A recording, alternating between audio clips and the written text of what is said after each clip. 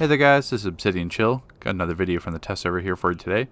This one is going to be the basically like summary or recap video, similar to what I did with Atlantis, where I break down the max CR, what feats are in here, the how many skill points you get, how many lead only feats there are, augments, R&D, what's on the vendor. I'll talk a little bit about the OP back. I don't have all the information on it. I'm hoping to get that to you guys in a video just for the OP back once I get the entire breakdown for that. But I'll kind of touch briefly on it. So basically, once you're kind of here, we might as well go over what to do first. Basically, you got the vendors here. So we'll do the bound aim, and this is where the elite gear drops. I'm assuming it's going to stay the same how it is on live. Sorry. Where the only elite gear is separated by this vendor, and then if you go to August, this is like the main vendor, the regular set. This is where also the augments are each time. Don't worry, there's a mission just like regular when you first get on the test server, and first get on live server. Sorry, when the DLC comes out, that's going to give you 2 augments, like either 2 for might, 2 for your support role, whatever you choose, and then you'd have to buy the other for the 10. These prices are going to be a bit lower because I already have the regular set done, so that's why you see these highlighted, because they are not the regular mark cost. But same thing, weapons, regular gear, support gear, the base item boxes, Kados caches, everything like that. And then on the Arcus supply vendor, this is where the purple set is, as well as just some base item boxes. So it's similar to Deluge, where they kind of have the gear separating vendors. It's not one big list. You have to scroll down. If you need elite gear, just go to the elite gear vendor. If you need this gear, that vendor, etc. So it's separated here. So basically, we can kind of touch on the styles first, if you'd like. Well, you don't have a choice because I'm going to do styles first. So basically, the style you see here. Actually, I should change the hands because that is the elite style. So let's chain this back to the sun. There we go. So this style here is basically the son of Beile. Probably pronouncing that wrong. This is the regular set as well. I can ditch the aura too.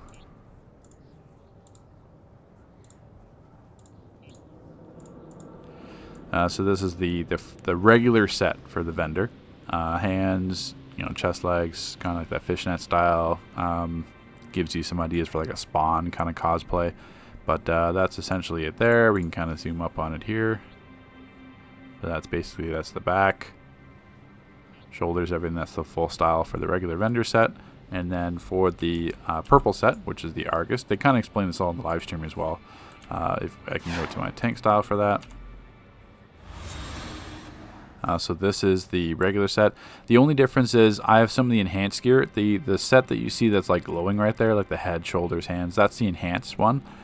So the regular Argus set is the exact same as that, just without the glowing. It's just like a solid piece, but that's basically what it looks like. The back, and then the enhanced set, that's what it looks like there. I've got the enhanced legs. You can kind of see like the glowing ripples, the hands, shoulders, head. So that's what the enhanced set looks like, and the regular set is just the exact same as that, just without the the glowing bubbles, just without that effect.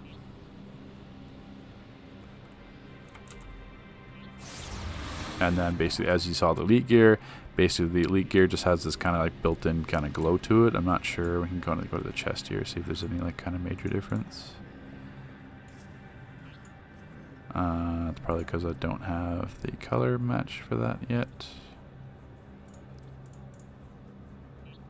Yeah, so you can kind of see that with the feet too. So it's just basically gonna have parts of the gear that glow, similar to the hands. So that's basically what the elite feet look like, or the elite style. And then basically without it, that's what it would normally look like. Just it's like a solid red, where the other one starts to kind of glow red. So that's essentially the styles there. And then regarding to actually, we can break down the items as well. So the vendor gear is 235, so that makes the OP feet outdated, because the OP feet were 232. So vendor gear is 235, elite gear is 237 CR, the OP back is 252, and the OP head is 242. So if you combine that all together, the max CR is 273 decibel 91. So it doesn't round up, so max CR is not 274, it's 273, and then the first piece of gear you get next DLC, basically, or if they come out with something else, but they won't. It'd be next DLC would be 274. So we're almost at 274 max CR. It's just 273.91. That's going to be the max CR with the OP items, full elite gear, full everything. Full vendor, as you can tell, because that's what I'm wearing. Full vendor, that's going to be 270 CR. But I think, what, 271 or 272 if you have the OP head mixed in with that. And then as you kind of go on. But yeah, full vendor, just full vendor. Like if you don't have the OP head, full vendor will get you 270 CR. So in terms of augments, we can kind of go into next. So basically, these are the two augments here. The stat bonus is the same thing, depending on what you are, like might, precision, tanking, healing. Is always going to be 3%, just like same thing in Atlantis. Basically, forgive the auto-scrolling. That's a stupid feature they added, and I can't turn it off. So one additional gear choice, same thing as Atlantis. So you get one additional gear choice from your drops in on-duty content. And then basically the next one is Arcane Defense. That gives you 30% less damage from Fate's Obelisk Amplified Malediction, which is, I think that's the pillar arcing, like electricity arcing damage you saw in the video. It could be the field damage, but I'm almost sure that is actually the arcing damage. But either one, it's either or, so it's still helpful. Two augments, you get Mordu's Soul Inferno. I don't actually know what that is offhand, because I don't remember any of us dying to Mordu's attacks at all. So that might be just some pulse he does that affects us, but I don't think in Elite, unless it was buffed last night or something in Elite, but as of right now, you won't notice that Soul Inferno. You will notice the Amplified Malediction, because that's always present. And then obviously if you max it at 23, you get 25% in reduce the damage taken by the Madness, which is going to be very good as well, because that's going to be up to 50% if you've got both maxed out. So that's going to be good. In terms of the max XP required, I don't know. I may have, because this one is almost at max. I'm almost at 23. That's the highest rank, and I'm at like basically 1,000,004. So it's probably, I might have over leveled it a little bit with my nth metal, but it's fair to say it's going to be around 1,000,000 in terms of max art, which would be similar to what the Atlantis. I think the Atlantis one was like 800,000 in that range. And this one's 1,000,000, so once again, not like a huge night and day difference. The other augments here are going to be, now the old ones used to be a, what, it was 227. Now it's going up to 237.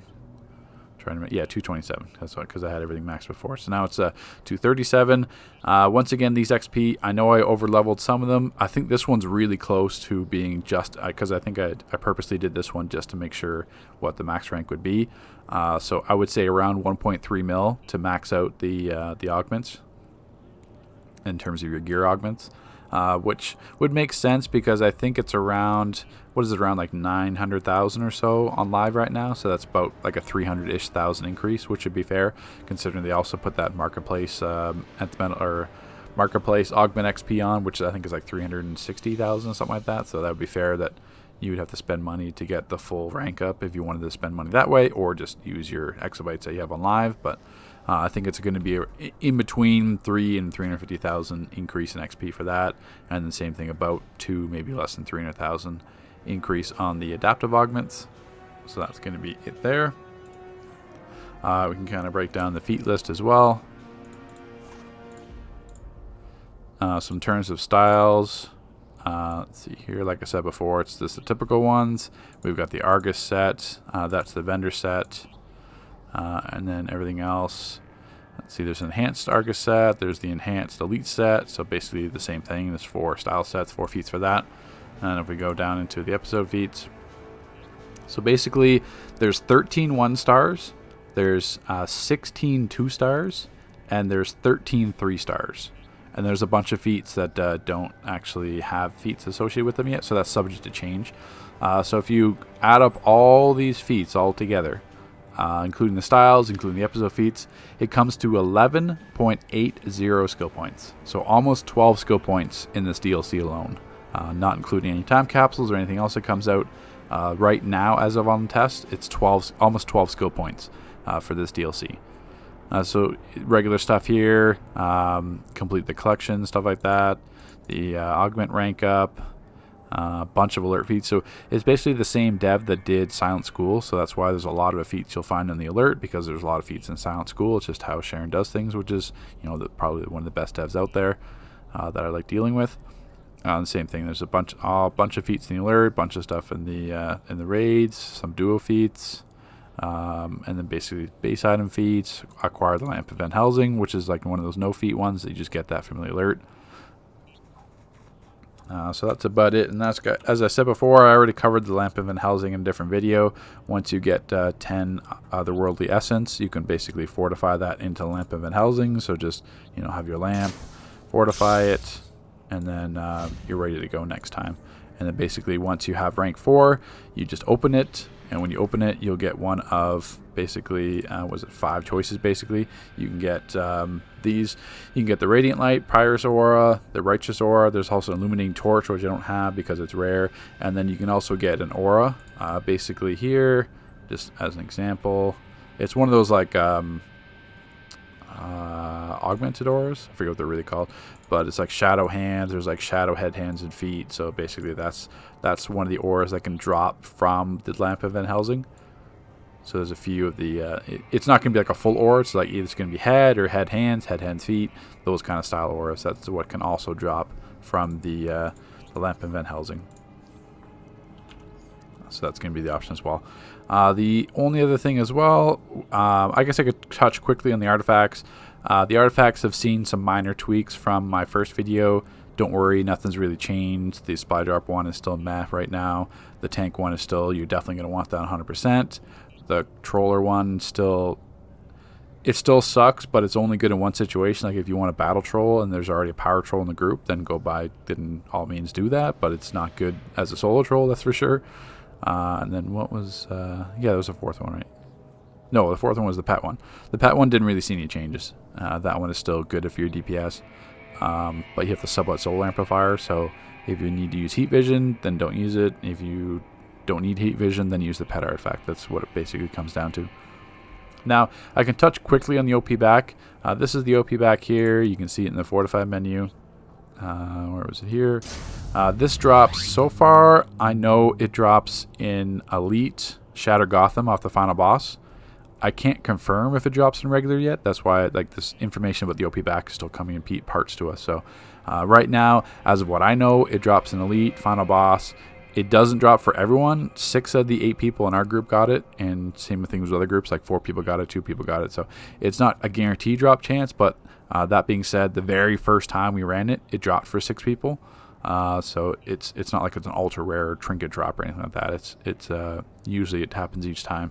And then basically each tier you get are going to have different essence you have to get. And then basically you fortify it, and then basically do the next tiers of essence, and fortify it again, the next tier of essence, and then you finally get the OP back. So I don't want to go too much in detail on that. I'm hoping to cover it in a different video. But we've covered the max CR, we've covered the feats, we've covered the skill points you guys want to know. Oh yeah, we can cover the R&D stuff. So let me just pop there. Almost forgot to cover that.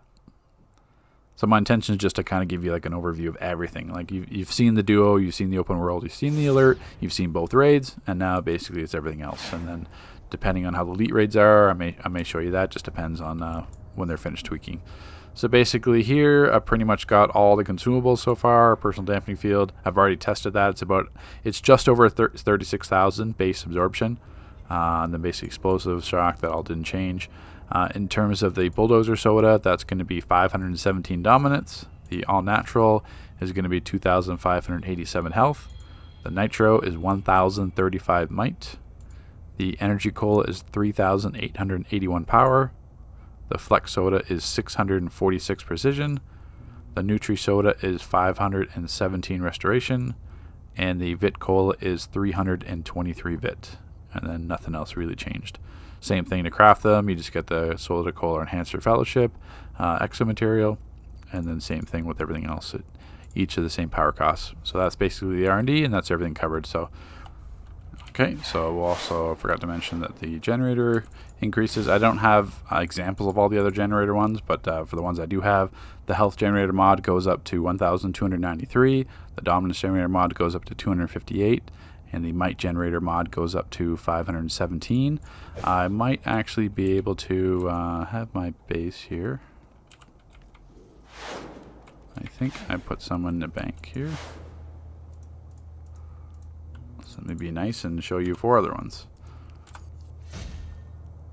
Yeah, we'll just do one. So yeah, dominance 258, health is 1,293, might is 517, power is 1940, precision is 323 precision, 517 weaponization rating, 258 restoration, 161 vit from those ones.